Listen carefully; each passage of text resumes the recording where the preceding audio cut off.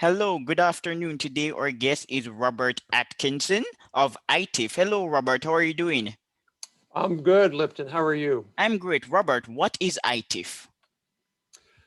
ITIF is a think tank in Washington, D.C., and we focus on technology, why it's good, why we need more, focus on technology policy. All right, I've been reading IT for a while. So, Robert, some years ago, you and Michael Lind wrote an article titled "The Number of Startups is Down," and that's okay. It was published by the Entrepreneur. Would you like to tell us a little about it? I think it's very important. You made some significant points. Yeah, sure. So Mike and I, my colleague Mike and I, we wrote a book a few years ago called Big is Beautiful, Debunking the Myth of Small Business.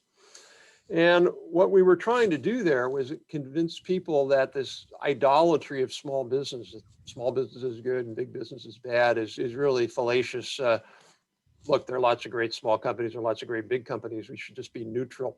But one of the things that you hear all the time is that, oh, small businesses have gone down and that's an inherent problem. And a lot of what you hear is small businesses have gone down, but that's because of monopoly and big bad companies that are hurting them.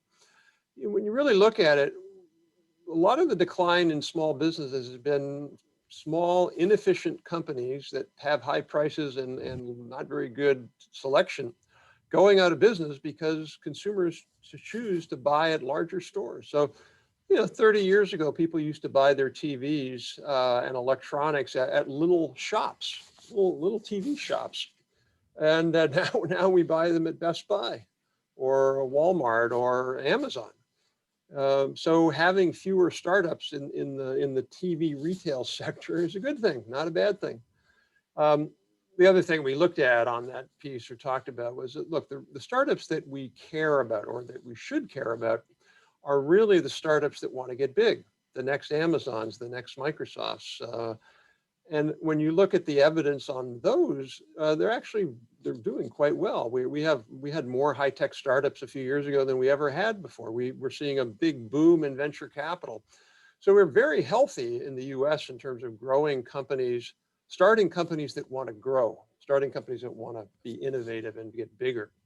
But the decline of mom and pop retail, which by the way is mom and pop startups, which is mostly in retail, that's a good thing. We're richer because of it, because consumers have better choice and less expensive products. All right. So Robert, I'm from Jamaica, and Jamaica is a developing country. And developing countries tend to follow wealthier countries like America. So American politicians and economists discuss small businesses, and politicians in Jamaica repeat the narrative that small businesses are good. But what we do know is that to promote economic growth, venture capitalists are quite selective. Most entrepreneurs will never benefit from the goodwill of a venture capitalist. Therefore, if the government is interested in supporting small businesses, what approach should it take?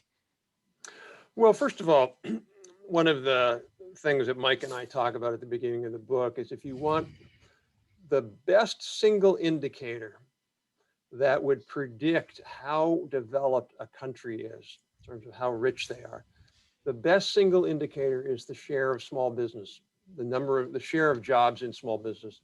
The higher that indicator, the poorer the country. The lower that indicator, the richer the country. So there's lots and lots of small businesses in lower income countries because people don't have choices. They're small businesses by necessity. They have to cobble together something. Whereas if you could have slightly bigger businesses, and I don't mean massive 100,000 people businesses, but slightly bigger businesses, they're the ones that can actually adopt better technologies, so they can be more productive. They can pay their workers more. They can treat their workers better. So you're absolutely right that not that many companies get venture capital support. There just aren't that many that are going to grow that fast. But what I think government should do is they should try to identify the companies that want to become more than just a lifestyle business. There's a number of good studies that show that most small businesses are lifestyle businesses. They're like, I don't want to work for anybody else. I did that, tried that, done that. I want to work for myself. I might employ a few people, maybe some relatives, but I don't really want to get big. Great, nothing wrong with that, but that's not who the government should be supporting. Government should be supporting companies that want to get bigger, again, not to be massive bigger, but employ 50 people and use technology so they can become more efficient and pay their workers better and have better products. So that's who government should focus on. And there are different ways of doing that without having to rely on venture capitalists, which is hard to do. Yes. And Robert, we often hear that small businesses are the engine of growth, but is this true? According to Nesta in the UK, about 6% of high growth firms account for over 50% of jobs. Do you have data for America? Are small businesses driving growth in America, or this is just another myth? No, the same kind of data that Nesta has in the UK is true for the US. There's a definitive data set from the US Census Bureau that looks at startup firms. And if you take all the startups that were done 20 years ago, let's say, started, and you put them all together, in the first year, they create a lot of jobs, right? You start a company, you create a lot of jobs. Every year after that, you take that cohort of firms that started in, say, 1987, 1988, they have fewer jobs than they did in 1987. And you keep going down, down, down, down, down. It's only until you get to year 21 or 22 that they start on net growing jobs again. Well, why is that? Because the vast majority of firms that start fail fairly quickly, and or never want to get big. They hire two people and they're content with that. So where do the jobs come from? The jobs come from both large firms getting bigger. If you look at a firm that has 100,000 workers and they add 1%, that's 1,000 workers they've added. So a lot of it comes from just medium and large firms getting bigger. And then a lot of it comes from these smaller firms that intend to grow. They want to be fast growing. And so again, that's really if governments want to create jobs, they need to be looking at that subset of firms where the owners want to grow. That's very different than most firms. All right, I agree with you 100%. And government bureaucrats, what should they prioritize, capacity building or financing, when they decide that they must assist small businesses? Because from my experience, in my country, the government has prioritized financing, even though studies show that small businesses lack capacity building and managerial expertise, but they continue to invest in businesses that are not ready for the market. I mean, obviously, every country or region, city has to identify its own needs and situation. But on overall, I 100% agree with you. Unless there's some bizarre reason why you don't have banks who want to give loans to companies, which I highly doubt that that's the problem. The problem is that you don't have firms that are ready to get private sector lending or equity or other kinds of debt. So it's creating the capabilities or the capacities. It's helping firms figure out how to build a company, how to start moving it forward. And maybe there are a few firms here and there where maybe some early stage government help with seed funding might be important. But overall, you're absolutely right. Capacity building is much more important than financing for the typical firm. Let me give an anecdote, Robert. So some years ago, a businessman said that banks will not invest in businesses that lack a business plan. But why should they? Unless they want to lose money. Exactly my point. And this is why this conversation is so important, because you're an expert. And some years ago, I wrote on this topic to analyze issues in my own country.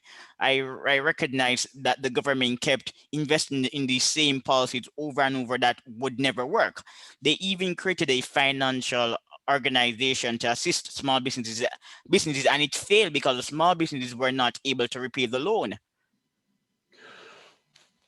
Yeah, I mean, and at that point, you're really just talking about a welfare program, frankly. What you have to have is you have to be able to, as they said, you can give a man a fish, or you can teach a man how to fish, or a person how to fish. And the most important thing is to be able to have businesses that have a business plan. If you don't even have a business plan, you really don't deserve to get financing.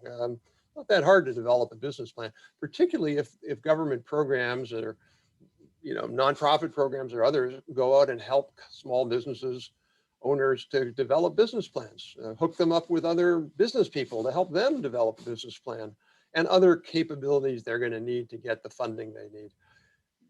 All When right. you think that lots of companies don't have those capabilities, it's not surprising that any kind of government lending program is going to end up losing money. All right. So, Robert, would you consider the Small Business Innovation Research Program to be a success? Well, again, certainly in the United States, they definitely are a success. We have a program called the SBIR program, Small Business Innovation Research Program. That's a success for a couple of reasons. The main reason is you can't get one of those grants unless you're providing a real solution to the government. You have to show that you can actually deliver on that solution. And we've published a number of reports looking at SBIR, and it's been a very, very successful program to get firms to be able to be high growth firms. Now, there's a couple of challenges with it. One is that some agencies give money to the same firm over and over again, which we think is a mistake, but other agencies don't do that, and they try to get new firms each time, and that approach really does seem to work. All right. I know that at ITIF you are fond of promoting R&D, especially R&D financed by the government. Some individuals may disagree, but based on your research, what is the nexus between government R&D and small business development? Is it something that we should pursue? Well, two things. One is a lot of it has to do, it's not just what, it's how. And so if you just give money to research universities and just say, hey, good luck and have at it, I don't think you're going to get that money benefits for small business. But if you look at what US states have done, US states have designed programs with research universities so that they really, really work hard to make sure that the results help small businesses. So program, for example, in Pennsylvania, the Ben Franklin Partnership Program, they provide small matching grants to firms who can go to a research university and say, look, I have a problem here. I can't figure this thing out, this technology problem. Can I do a partnership with you to help me figure this out? You get programs like that are very, very successful. Programs in other states like Utah, for example, where they really, really push, if there's an interesting technology at a university, they really push, how can we transfer that to a small business or medium-sized business in the state? So it's those programs can work if you design them directly towards helping small business. All right.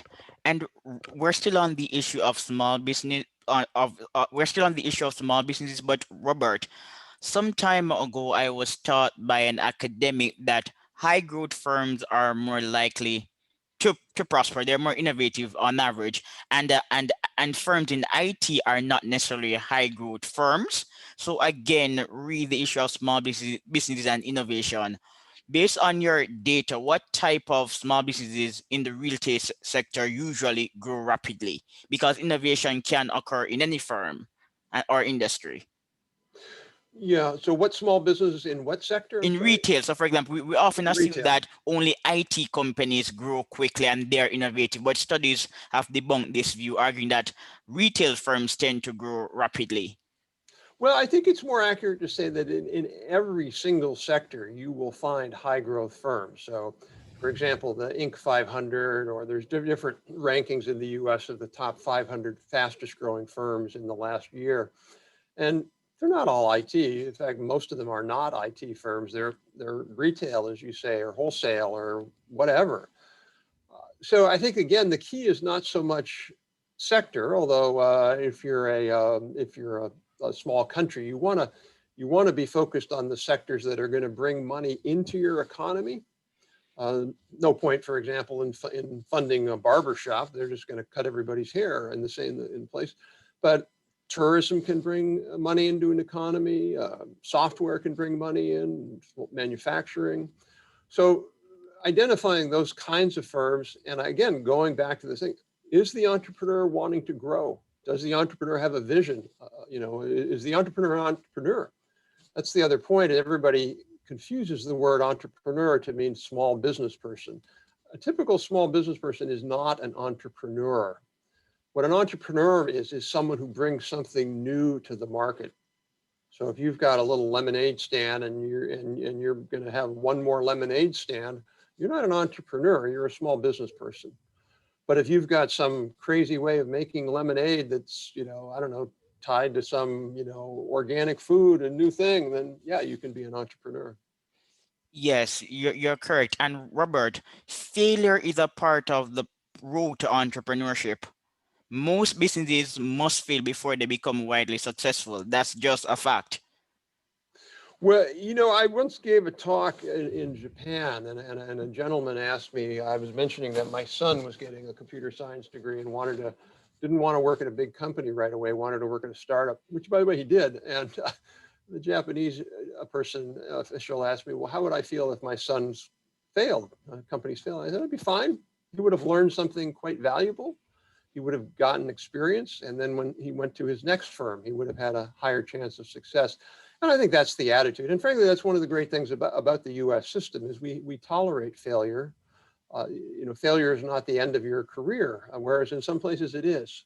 Now, again, you have to differentiate between failure because you took a good risk and you played the best game you could play versus failure because you didn't really know what you were doing and you were incompetent. Those are two kinds of different failures.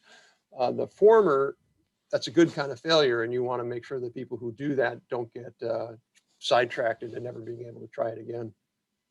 Yes, and as I'm not an American, I'm an observer. And by observing America, another country in the West, I do recognize that the entrepreneur in the Western system is someone who's talented and very likely to take risks. So, for example, one can study philosophy and transfer his skills to start a marketing company, whereas in other country like where I'm from, it is assumed that if you're an engineer, you're going to be a better entrepreneur than a philosopher. So how do you get people to understand that entrepreneurship is dynamic and anyone can be an entrepreneur? Well, I think you're absolutely right. Look, the reality is if you're an engineer, it's easier to be a high-tech entrepreneur. Of There's no course. question about that. But anybody can be an entrepreneur. It really is. It's a set of skills and orientation that you have. Number one, most important one is I'm comfortable with risk. I'm willing to take a risk. There are just people who are not, and nothing wrong with that. Everybody's different. But if you want to be an entrepreneur, you have to have a tolerance level and maybe even like risk. And that can be, a philosophy major, a high school dropout, really. I mean, look at Bill Gates, guy never finished college. Look at Elon Musk. I guess maybe he finished college, but Bill Gates didn't. So I think the way to do that is you have places like Jamaica, they have to start celebrating entrepreneurs who take risks. And sometimes that's just, could these people be on the TV show? Can the president give them an award? Can you have entrepreneurial celebration networks? You look at a place like, I think it's Finland, maybe they have an annual, I think it's called Slush, annual innovation and entrepreneurship, big giant summit conference. And it's really made it so that younger people over there in their 20s and 30s see that entrepreneurship is a valid path. And so I think that notion of just celebrating individuals who do that well, that's a way for other people to say, hey, wait a minute, maybe that's for me. I agree, but again, I have first-hand experience because of my background. So in Jamaica, presently entrepreneurship is being promoted. We don't have enough private foundations like the Americans with the Guggenheim Foundation, but the government and some in the private sector do believe that entrepreneurship is important. However, the culture does not facilitate risk. It does not facilitate eccentric characters. And based on my reading of history, many eccentric men and women are quite great. They've achieved tremendously. So again, it is related to culture, the individualism versus the collectivism spectrum. Jamaica is closer to collectivism and it's also more embedded and autonomous. So on one hand, we're saying become an entrepreneur, but on the other hand, we don't celebrate word people. So there's a strange dichotomy. Yeah, I mean, the other thing about Jamaica is it's in the, if you will, the sort of British cultural system, and that was a long time challenge in Britain as well. There was almost like, oh, that person made money as an entrepreneur, we've got to tear them down. Now they've moved beyond that, but it's that sort of notion of everybody should be the same. But you know, the other thing too is if I'm a country like Jamaica and I want to be more entrepreneurial, you know, the place I'm going to start is I'm going to start in middle school and high school, and I'm going to encourage people to think independently. I'm going to encourage people to challenge authority. And I don't mean that in a rebellious way, but I mean it in an intellectual way. You should be forced to think on your own. You should be given opportunities in high school to come up with your own business models and try them out. So same thing with colleges and community or technical colleges. You know, if you look at the US, for example, 30, 40 years ago, we had almost no entrepreneurship education programs in our colleges. And now we have hundreds and hundreds and hundreds of them. You know, you want to be in college in the US, you can work in entrepreneurship. Same thing with a bunch of high schools, not as many as we should have. But, you know, there are things like that I used to think that culture was immutable, and I don't believe that anymore. I do think that if the government and private sector leaders and others want to push in that direction, there are things that you can do to make entrepreneurship more accepted and desired. I agree. Culture is not immutable, but according to political scientists, it can literally take centuries to change culture. So before you create entrepreneurship, one must nurture a framework that tolerates dissent and critical analysis. So, for example, philosophy. A philosophical culture is an analytical culture.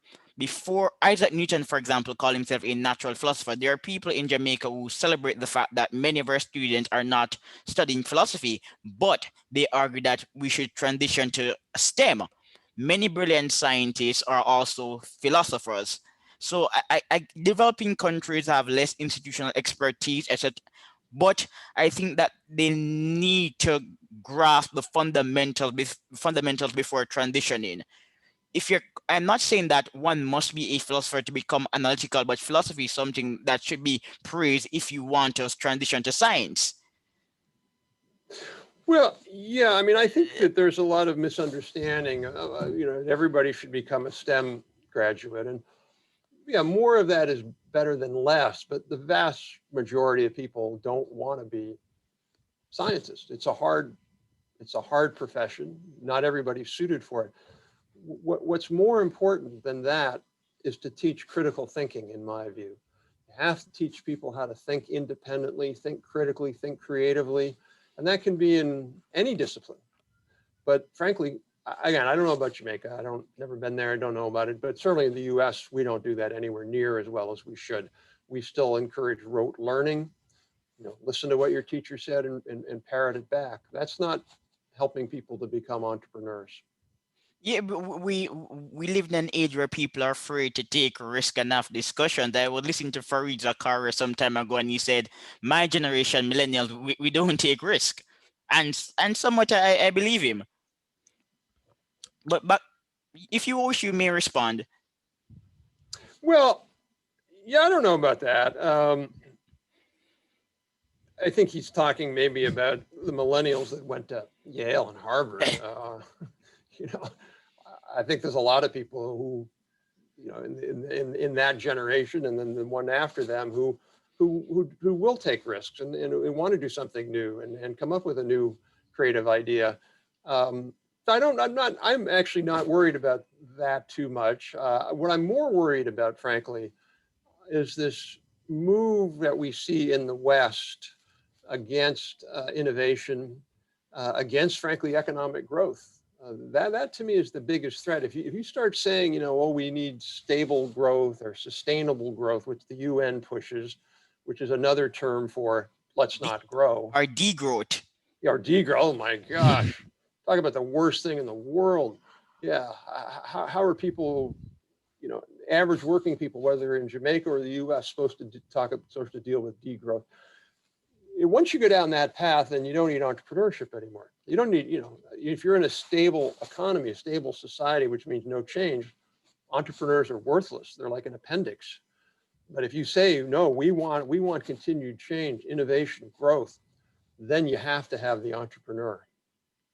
Yeah, so for example, climate change has presented a litany of opportunities for entrepreneurs. Climate change is a risk, but it is also an opportunity. And I'm surprised that more writers are not making the link between climate change and entrepreneurship. I couldn't agree more. The idea that we can solve climate change by degrowth is perhaps one of the cruelest hoaxes that we've ever seen. It cannot be done. The only way to solve climate change, which is real and important, is you have to have innovation and entrepreneurship. You got to have new business models, new technologies. Entrepreneurs are going to be critical to solving climate change. Degrowth is not. In fact, degrowth is going to make it worse. And the climate is always changing and we have always adapted. Well, some of it's going to have to be adaptation. There's no question. We should try to reduce CO2 emissions in our view, but we're also going to have adaptation. And that's the reality. And that's going to also require entrepreneurship. All right. But Robert, in your paper co-written with Michael Lind, you also discussed the argument that entrepreneurship in America is declining because of firm concentration. So for example, let me read a snippet produced by Barry Lynn and Lena Khan. The single biggest factor driving down entrepreneurship is precisely the radical concentration of power we have seen not only in the banking industry, but throughout the US over the last 30 years. Are they correct? No, I would argue that they're 180 degrees incorrect for two reasons. One, ITIF released a study about a month ago looking at using the most recent data from the US Census Bureau on 900 plus industries in the US. And what the data was on was how much in each of those industries, let's say the bakery industry or the banking industry, or you name it, the shoe industry, how much of the sales in that industry were accounted for by the top 4 firms, and how did that change over time? And what you found is from 2002 to 2017, the most recent year, there was virtually no increase in concentration in the US economy. There just wasn't. There we had a bunch of industries that went down, some that went up. So number one, concentration hasn't gone up. Secondly, this notion that small businesses, startups have gone down because of concentration, what you want to start looking at is, okay, well, let's look at each sector and see what happened in concentration and then see what happened. So in the construction industry, did concentration go up or down? Did startups go up or down? How about in the education sector? We did that. Nobody else has done that. We did that. And what you find is zero correlation. There are some industries where concentration went down. In other words, there were more competitors and there were fewer startups. There were some where concentration went up. There were fewer competitors, and yet startups increased. So this is just one of those notions that the anti-monopoly people, the people who don't like big companies, have spun as a way to convince people that there's a problem. Oh, we all see that startups have gone down, has to be concentration or economic power. Turns out it had nothing to do with it. All right. So on this show, we like to distill complicated ideas to our listeners. And Robert, you are critical of the pro-antitrust movement. Give my audience some background. I think this is very important. What's the problem with the antitrust lobby? Well, what you have to differentiate is between the new antitrust lobby and the sort of, I don't know, traditional one, if you will. The traditional antitrust forces in the US, say from the 1970s to now, basically said too much market power, monopoly in other words, is a problem. But having just more competition for the sake of it is not needed. And more importantly, what is the goal of antitrust policy? The single most important goal of antitrust policy is increasing economic welfare. That's what you want. You want consumers to have lower prices. You want consumers to have more innovation. And so that's what's called the consumer welfare standard. What's the problem is now is that the anti-monopolists, the people like Lena Khan, who's now head of the Federal Trade Commission, their goal is not making consumers' lives better. That's not the goal. Their goal is a simple one, and that's to take a sledgehammer to large firms because they inherently don't like large firms. They think we'd be better off in an economy of small firms. And you can just have a little exercise. If we had an economy of small firms, and then you look at how productive small firms are versus big firms, our standard of living in the US would go down by about 10, 15%. Why would we want that?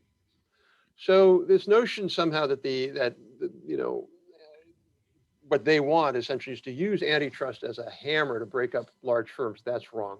What antitrust is for is not to break up large firms by and large, it's to police firms, to monitor firms and prosecute them if they behave in an anti-competitive way, if they intentionally distort competition. That's what antitrust is for. And that's historically what antitrust in the US has done and continues to do. These people don't like that. They want to break up big firms. All right. And Robert, do you have objections to the libertarian argument that we should just gut antitrust regulations? I don't have a lot of sympathy for that. Where I might have sympathy is to say in a lot of cases where there seems to be a concern, what you could call Schumpeterian creative destruction. In other words, some new product coming in oftentimes solves the problem. A great case of that was, I'm going to forget the name of it, but it was Somebody versus Oklahoma Ice. And this was a Supreme Court case back in the 30s that brought a court case for monopoly against an ice company.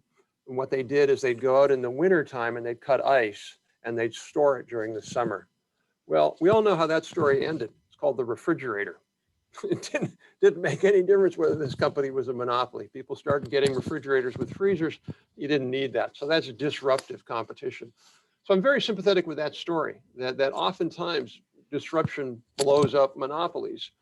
But I'm not sympathetic with the idea that companies should be able to do whatever they want in an anti-competitive way. I do think that there needs to be limits in the sense of you shouldn't be able to cheat essentially to defeat your rivals. You have to play by the rules. And then if you defeat your rivals, that's fine. That's what the capitalist system is all about.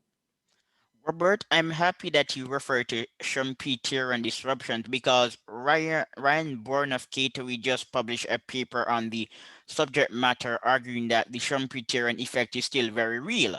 So again, there's not serious evidence to support the notion that monopolies are getting bigger and bigger and that they're created by the free market.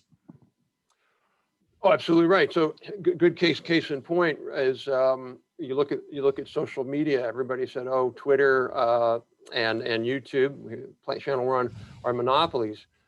Wait a minute. There's this thing called there's this thing called Gab? no, I'm on it. Why am I blanking on the name? Of course. Gosh. Merch? No, I'll tell you because I'm on. It's on my TikTok, of course. There's a thing called Okay. TikTok, and that came out of nowhere. So in many areas, new technologies are coming about. Look at cars. Nobody imagined that you could have another car entrant, but Tesla, Elon Musk, they figured that out with a radical disruptive entrant into the marketplace. So that's not to say that always happens or that it happens quickly, but we shouldn't underestimate the power of radical disruption from new entrants to address monopoly. I'll get a great example in the US.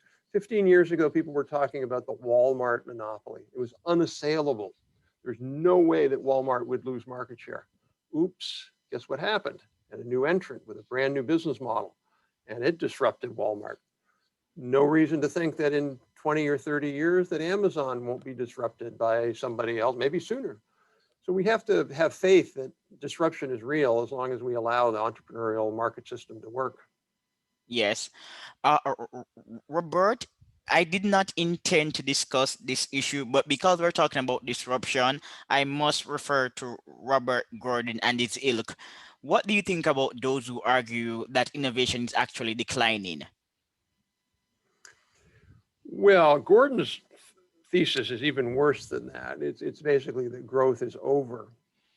I was on a panel with Bob one time, and he was talking about the autonomous vehicle. And he said, look, there's no productivity benefits from the autonomous vehicle because the best you can do is you can read your email while you're driving to work and, who cares? Big deal. What he completely ignored, because he doesn't understand the technology, is the economic benefits of AVs are not about replacing taxi drivers or reading your email. They're about dramatically reducing accidents and death and injuries and increasing throughput on the road. That's where the $1 trillion a year in the US economy of increased productivity, $1 trillion a year just from that one technology. So the idea that, I mean, Schumpeter had a great quote. He said, technology is like an uncharted sea. In other words, it never ends. So the idea that we're at the end of growth, to me, is really, really a pessimistic and wrong view. There's a lot of important innovations that could happen in the future and will happen, and they're going to drive growth. The real risk is when we internalize in our own mind that growth can't happen anymore, then we become sluggish, lazy, accepting of the current system. We don't challenge it. We don't say, wait a minute, here's something new we can do. So the idea that we're not going to have growth, I think, is just flat out wrong. We'll continue to have innovation and growth, especially if governments do the right thing. Exactly. I think that some writers are underestimating the indirect effects of technology. So, for example, because of the internet, I read ebooks. I don't purchase books. I Google them, and sometimes I'm successful. And because I'm reading ebooks, I'm saving money. I can purchase a stock or buy another commodity. So, we need to pay closer attention to the indirect effects of technology. Absolutely. Ebooks are a perfect example of that. Ebooks, the production cost to society of producing an ebook is significantly less than, producing ebook is significantly less than a paper book. And we see that over and over again. You know, we're going to see that in drugs, for example. There's a company that is called Grail, which has made, and now it just got approved, a blood test that you can just get a simple blood test, and it tests with a very high degree of accuracy, not 100%, but pretty darn high, whether you have cancer. Now think about that for a minute. We're now, with a technology like that, we're now going to be able to detect cancers at a much earlier phase. We're going to be able to cure them better, higher rates of cure. Think about the amount of money we save in society because of that. All of the healthcare costs, the bills, the lost time of work, all of that now is you've gained that. That's growth. That's innovation. That's productivity. So the idea that we're not going to keep doing that, I find, is really ludicrous. You know, there's Yeah, so many more innovations we can get. a perfect example is the subject of income inequality. Technology is mitigating the effects of income inequality. Because of TikTok, any random person can start a video, give a few jokes, or just be downright silly and earn thousands or even millions. Well, you know, your The point average is person won't become a millionaire, obviously, but you get my point. absolutely. So I was talking to an investor, a Silicon Valley investor, last year on our podcast, and he actually invested in what was the company? It might have been, I can't remember who it was, but it was Zoom. He invested in Zoom. One of the things he said is when he used to invest in companies 15, 20 years ago as an IT startup, you had to have a lot of capital because you had to buy all your own equipment. You had to build things. He says now it is much easier to be a startup because you can do things in the cloud. It's easier to write the software. So in some ways, we're making it easier to start companies. And to your point, people who don't have as much money, they now, entrepreneurship has been more democratized. Yes, not only entrepreneurship, but also social relations. So I'm a Sure. random guy, I'm a random black guy from a developing country who's not from a rich family, but I'm on YouTube interviewing people like yourself and Nigel Bigar. Why? Because I have a computer. Sure. And you know, another example, if you wanted to be a filmmaker, you could make a film with your iPhone 12, and you can get it up in front of millions and millions of people. So you're absolutely right. There's so many opportunities like that. You know, it's not to say that income inequality is not a problem. I do think it's a problem in the U.S. I think, in my opinion, it's gone too far. But the solution is not radical direction in the other direction, radical move in the other direction. We still have to have incentives for people to work hard and become entrepreneurs. All right. Robert, your paper, the one we're still discussing, the one relating to startups, it is so fascinating because in one of your latter paragraphs, you discuss China. And let me read an excerpt. So if monopoly hasn't caused the decline in startups, then what has? One big reason has been stiff international competition, particularly from China, which has employed a host of unfair trading practices. Tell us a little more about this statement. Well, this is particularly true in manufacturing, where we've seen a big decline in U.S. manufacturing startups. And that was very, very much in line with the same period where China joined the WTO. And really, because of its unfair practices, currency manipulation, massive subsidies to companies there, stealing American intellectual property in other countries, you had a loss of about 25% of US manufacturing jobs because of China. And that meant that if you wanted to start a manufacturing company in the US, you're not going to do it very much, because you're fighting against a subsidized competitor over in China. So people forget that, how big a deal that was. It was a lot easier 30 years ago to start a manufacturing firm here because you weren't competing against somebody who had a 30, 40% price subsidy, essentially, is what the Chinese government gives you. So, the only way sort of around that is to push back against these Chinese unfair practices, which the US was doing and is still doing. But if we don't keep doing that and we don't give a clear message to China that if you want to compete fairly, great, welcome to the Western world. But if you don't want to compete fairly, we're going to make your life more difficult because you're playing unfairly. And Robert, Donald Trump was criticized for waging a war on China, but based on the evidence, the Chinese do not play by the rules. I was taught this as a student of international relations. So critiquing China's economic policy does not make you a bigot.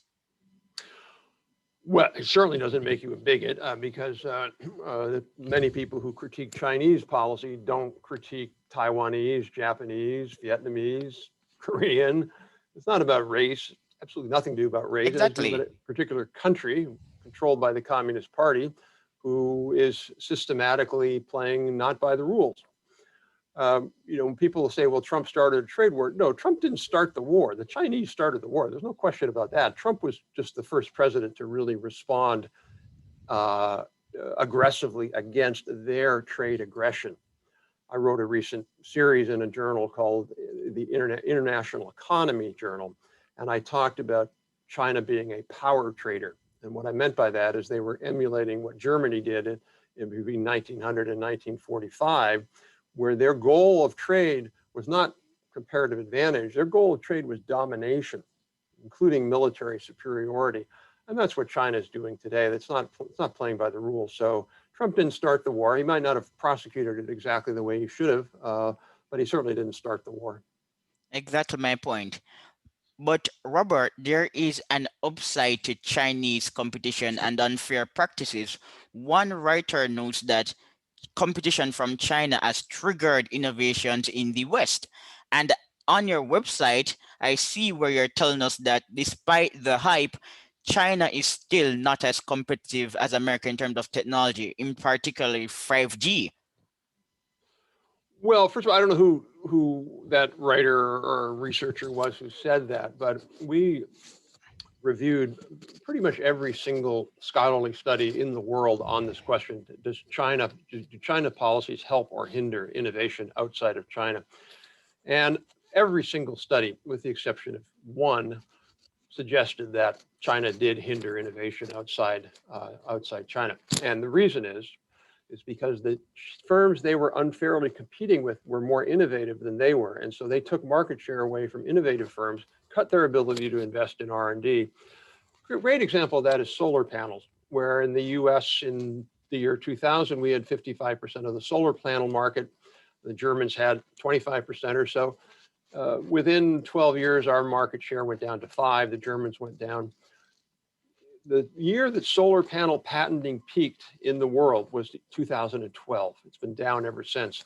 US, German, other firms, Japanese firms, very innovative in solar panel patents. Chinese firms, not at all. And so, yeah, we got cheaper solar panels, but very little innovation. The same panel essentially 10 years ago that we have today. That's how Chinese policies hurt global innovation, where we see it in semiconductors, we see it in 5G equipment. We see it in high-speed rail. So China hasn't just hurt jobs in the rest of the world. They've slowed the rate of innovation. All right. So, Robert, the study was published in 2020 by Douglas Campbell. I will take a look at it. Yes. But he is, I'm sorry to say, that is not, his claim is not at all supported by the scholarly research on this question. All right. So yes, the China threat is real, but I wanted you to talk a little bit more about technology in the US, because based on my analysis of the data, America still has an edge. Oh, sure. We have an edge, no question about it. We are more innovative overall than China is, which you would have to be surprised not to, you have to, it would be a surprise if we weren't, because China is still a developing country now. They're ahead of where they should be. When I say should, given their income levels, they're farther ahead on technology than you would expect, largely because of government policies. But we're still the world leader, and we have an edge, but we don't have it in every single sector. And the Chinese are rapidly gaining ground to take over, to take the lead in these sectors. And that's really what we need to worry about, is not so much, yeah, we've lost some. I'll give you an example. The United States was the world leader in telecom equipment, telecommunications equipment in the year 2000. We had Lucent. Lucent's out of business now. We were the leader. We were the leader in market share. We were the leader in technology. Now they're out of business. Well, why? Well, partly because of China, partly because of Huawei and ZTE. So we can't fall asleep in the US. We've got to take this threat seriously and try to continue to accelerate our rate of innovation that we do in the United States. I agree. And I don't know if you're fond of cross-cultural psychology, but I am a big fan of research on genetics and culture. And based on the studies that I have not conducted, but I have surveyed, individualistic countries are more innovative than collectivistic countries. East Asian countries are the exception because of what one scholar calls national collectivism, in the sense that because of collectivism, people are able to center development goals around a grand scheme, and as such, they're motivated to innovate. But that's the only exception. And America is still more individualistic than China. In America, there is a separation between the economy and the state. And for the most part, politicians in America respect the autonomy of the entrepreneur, and this is not necessarily the case in China. So I do believe that because of variation in the individualism, collectivism spectrum, America will always have the edge. But I would like to know if you agree or disagree. Well, I agree with your framework that individualism on the, on that binary scale, that you're better off with an individualist system, because that is one where people will challenge the status quo, take risks, innovate. But what's important in many of these sectors is you're competing against a more collectivist system, but one that's backed by an enormous treasure trove of cash, of money. So no matter how innovative you are in the US, it's very hard. It can be very hard to compete with the Chinese, particularly when they're stealing your technology. So you're innovative and they've stolen it. And then they give it to the company in China, and then they write them checks, billion-dollar checks to scale up.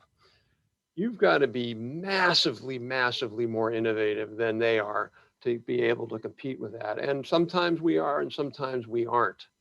So the ideal system would be for China to ramp that way down, but also for us to do more here with government. And now here's one point I'll make, is we invest much less in basic research and applied research at our universities. And that's something the companies, that's not their job to do that, but it's the government's job to support research in that early stage. We invest much less than we did 30 years ago under President Reagan and President Bush. So, if we did more of that, it would make it easier for our entrepreneurs to compete. At the same time, if we gave China a clear marching orders that says any product you develop from intellectual property theft, the West will not buy, that would also change the dynamic. All right. Robert, what do you think about the argument that due to the short-term outlook of shareholders, companies are less inclined to invest in R&D? Some have been contending that R&D is declining because of the aggressive mentality of shareholders. They want profits now, and research will take a longer time to materialize. I think on average that's true. The goal of shareholders, the goal of a capitalist system should be to maximize shareholder value, but importantly, net present value shareholder, not shareholder value tomorrow. Let's say you make a bunch of money now and then you lose money later. You want to maximize net present value, and oftentimes investing in R&D, particularly earlier stage R&D, is the way to do that. Over the last 20 years, companies in the US, including foreign companies, have cut their investment in basic and applied research and expanded it in development, so less risky. So I agree with you. I think that's a problem. One of the reasons that exists is that we have a very weak research and development tax credit. If we gave companies a more generous research and development tax credit that says you invest in that research, we're going to give you a better tax credit, that might help companies overcome the short-termism pressures they get from equity markets. All right. And because we're on the subject matter of value creation, Robert, I would love for you to share your opinion on social enterprises. Should we invest in social enterprises, or is it a hype? I would like your expert opinion. Well, I think it's a hype if you think that somehow social enterprises can be the engine of growth. They can't be. You need, essentially, you need for-profit enterprises that want to innovate. What I think social enterprise does do is what, at its best, is to say we need to bring an entrepreneurial mindset towards addressing key societal challenges like lack of literacy or the digital divide or chronic health problems, things like that. We need more innovative ways to do that, and social enterprise can make a difference. I think that certainly can be true. It's not always the case, but I think it certainly can be true, as opposed to more sclerotic, sometimes government agencies that play that role. But social enterprise is not a panacea. It's just one way of addressing, an important way of addressing certain kinds of social challenges. But I'll go back to this key point. If you don't have growth, not that much you can do about social challenges. Growth, John F. Kennedy's famous phrase is mocked today wrongly when he said a rising tide lifts all boats. In the US, a rising tide still lifts all boats, in contrast to what a lot of people believe. It still lifts 99% of boats. So if you don't have a rising tide, you're not going to be able to lift very many boats. As I like to tell people, Robert, companies do well by doing good. If they're not making money, they can't invest in social enterprises or corporate social responsibility. Yeah, and I think you have to also say, well, what is social responsibility, or what does that actually mean for companies? And I think in the US, it sometimes means companies can take the easy way out. They invest a little bit in clean energy, and they make sure that there's some diversity. But to me, one of the key things of being a socially responsible enterprise is, are you investing in the United States? If you're a US company, are you investing in the United States as much as you can? Not to say that you should invest everything here, but are you making tough choices so that you invest more here? That's a socially responsible enterprise. Are you investing more in R&D for the future? That's socially responsible. So I think we frankly have defined social responsibility too narrowly to just look at sort of narrow, gender, race, and environment issues, which are important. But there's a lot of other important issues that are going to affect the well-being of our societies, including innovation. And I think a company that's innovative and investing in those kinds of things, they're being very socially responsible. I get your point, but critics may assert that if it is feasible for a company to establish a branch in a foreign country, it should, in order to grow value and benefit shareholders. I don't disagree with that. What I would disagree, I met with a group of German CEOs once, and I asked them, why don't you seem to be offshoring as much to China? And one CEO said to me, look, our job is to maximize shareholder value, but when we see an opportunity where we, sorry, a requirement where we have to cut costs, the first thing we do is we say, could we do it through technology with our workers and our engineers in Germany? And then if we can't, sure, then we'll go to China or another country. So I don't have any problem with companies doing that. That's exactly what they should do. What I have a problem with is companies saying, oh yeah, we're not even going to try to do it here. We're not going to try to use technology and better work organization to meet the China price. We're just going to go to China. That's what I mean by that. All right, I get your point, but I get your point clearly, and there's nothing wrong with innovating in America before going to a foreign market. It makes perfect sense. But Robert, you have some good news for us. There's an article titled Monopoly Myths, published by ITIF and similar to your early piece. And in it, you remind us that productivity growth is ramping up in the retail sector. So even though smaller businesses are declining, they're being replaced by more productive firms. Yeah, and it really, at the end of the day, you have to just make a choice. You have to make two fundamental choices. And that's what this debate is all about. Number one, do you want growth? And if you want growth, then what you have to then embrace is more productivity, higher productivity. That's how we get growth. The reason why the US's incomes are about 8 times or 10 times higher than they were 100 years ago is because we are more productive. The average worker can produce more per hour than they could, largely because we have better machines, if you will. The second thing you then have to say, if you want growth, the second thing you have to say is, do you care about whether that growth might mean that certain firms lose market share or go out of business? And the answer is, if you're in a capitalist system, which we are, we don't put a top level on companies. Oh, you've made too much money, we're going to take it away. Why would we then say, if you lose money, we're going to protect you? So the idea in a capitalist economy is if you get put out of business through fair competition, that's tough. That's tough luck. That's what happens. You lose.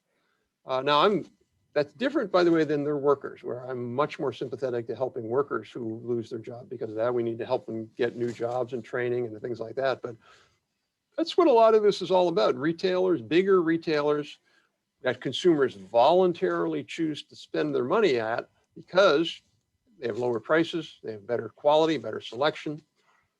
They go out, the small companies go out of business. Why do we even worry about that?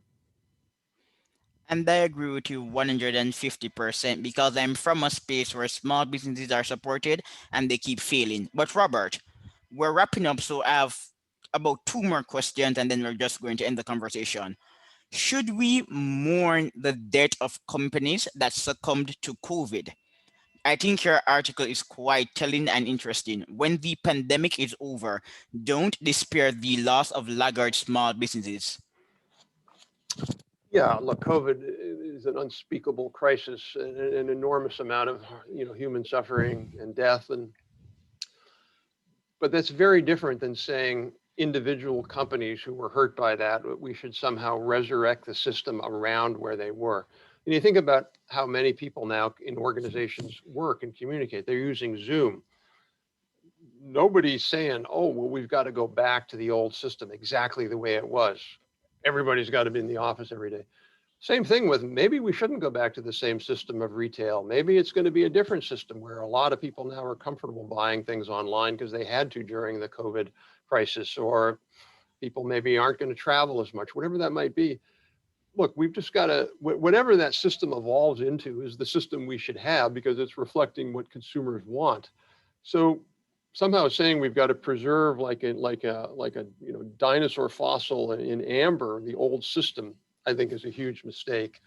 There are just going to be fewer companies in certain sectors than there were before, and that's a shock, if you will, an economic shock. And it's I feel bad for the people who own a business. I own a business, if you will, my think tank. I'm not the owner, but I'm the president, and I understand how hard that can be. But government's job is not to keep people protected from change.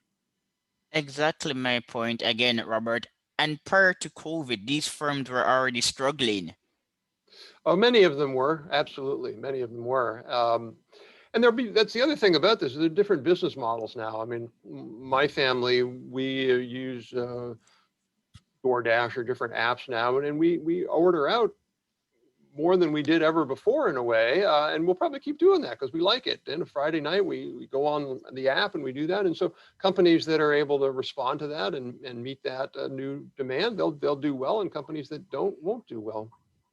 COVID is a great reset for smart people. If you're innovative because of COVID, you're going to navigate the market differently than you would have before.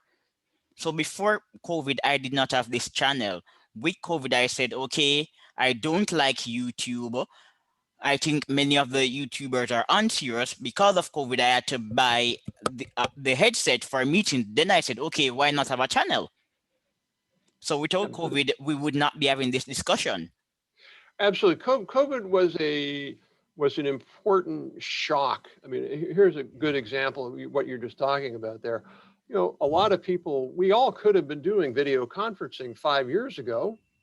Technology was there, but we didn't. And COVID forced us to do something that we should have been doing sooner.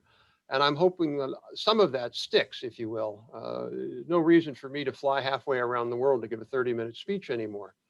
And I might do some of that, but I hope I don't do it as much as I used to do it because now I can do it from my desktop. Robert, the only thing I miss about conferences and meetings is the food. Cocktails, yeah, cocktails usually have good food, but beyond that, I don't miss them. Yeah, I had great food. I like networking events because of the food. And this is tangential to our discussion. But the problem with networking events is that if you don't have value to add, then you should not be networking. Yeah, absolutely. I mean, networking, it can be good. One of my favorite COVID events was a small group, roundtable where the organizers sent us two really nice bottles of California wine, and we did wine tasting while we were discussing cybersecurity. I thought that was a nice mix. As you said, I got some hors d'oeuvres and some wine. Yeah, the food is awesome. But we're going to wrap up. Quick question. Well, it's not really a question. Just give a brief commentary. Why should we love big businesses?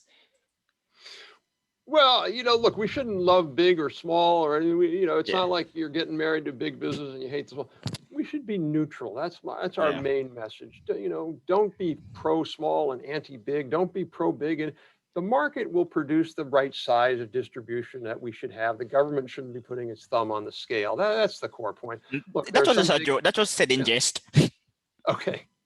But yeah, there's some big companies that do bad things. There's some small companies that do bad things. There's big companies that do good things. There's small companies that do good things. We should just ignore that issue, I think, and just have business. But big businesses are more productive and they're also more likely to offer fringe benefits. Well, and now if you want to, yes, absolutely. They're more productive. They pay their workers more. They actually have more diverse workforces. They have better fringe benefits, way up and down. They spend more on environmental protection. They do more R&D. You name it, they're better on average. So, but I'm happy if we could just get to neutral, I'd be happy with that. All right. But Robert, unfortunately, we have to wrap up the conversation. So bye. And I'll see you again.